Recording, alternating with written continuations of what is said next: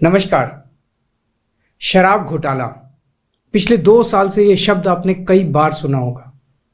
2 साल से बीजेपी की सारी एजेंसीज कई रेड मार चुकी हैं, कई लोगों को गिरफ्तार कर चुकी हैं, लेकिन अभी तक एक भी पैसे का हेरफेर कहीं नहीं मिला, कहीं से एक भी पैसा नहीं मिला। अगर भ्रष्टाचार वाकई हुआ है तो इतने करोड़ों रुपए गए कहां? क्या सारा पैसा हवा में गायब हो गया? सच्चाई यह है कि किसी तरह का कोई भ्रष्टाचार हुआ ही नहीं। अगर होता तो पैसा भी मिलता। ऐसे फर्जी केस में आम आदमी पार्टी के कई नेताओं को इन्होंने अभी तक जेल में रखा हुआ है।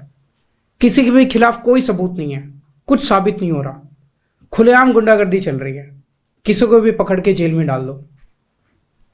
अब बीजेपी मुझे गिरफ्तार करना चाहती है। मेरी सबसे बड़ी संपत्ति, मेरी सबसे बड़ी ताकत मेरी ईमानदारी है। झूठे आरोप लगा के, फर्जी समन भेज के ये मुझे बदनाम करना चाहते हैं, मेरी ईमानदारी पे चोट करना चाहते हैं। इन्होंने मुझे समन भेजे हैं।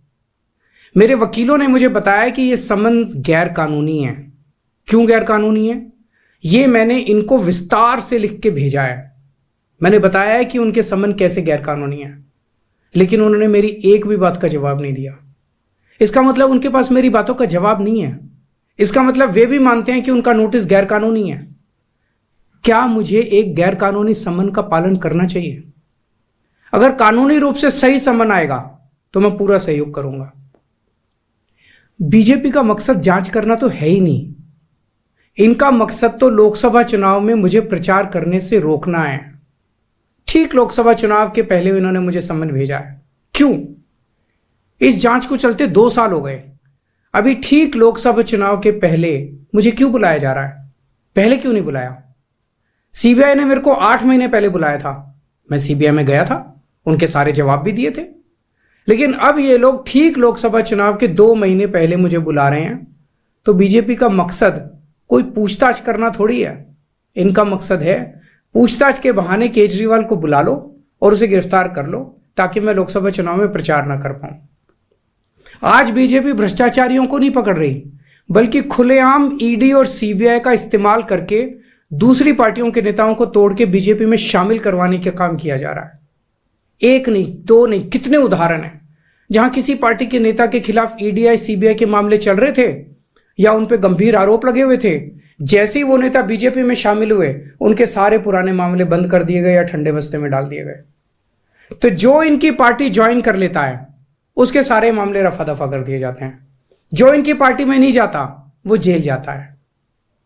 आज मनीष सिसोदिया, संजय सिंह और विजय नायर इसलिए जेल में नहीं है कि उन्होंने भ्रष्टाचार किया है, वो इसलिए जेल में है क्योंकि उन्होंने बीजेपी में शामिल होने से इंकार कर दिया है।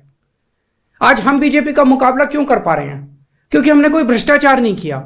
अगर हमने जरा सा भी गलत काम किया होता तो दूसरे भ्रष्टाचारी नेताओं की तरह आज भी हम बीजेपी में शामिल हो चुके तो होते आज तक।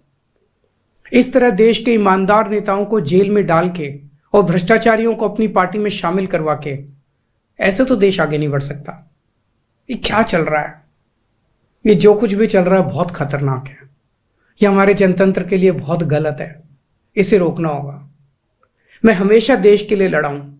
मेरा तन मन धन देश के लिए है। मेरी एक एक सांस देश के लिए है। मेरी खून की एक एक बूंद देश के लिए है। मेरे शरीर का एक एक कतरा देश के लिए समर्पित है। हमें मिलकर देश को बचाना है। मैं पूरी जी जान से इनके खिलाफ लड़ रहा हूं। आपका साथ चाहिए।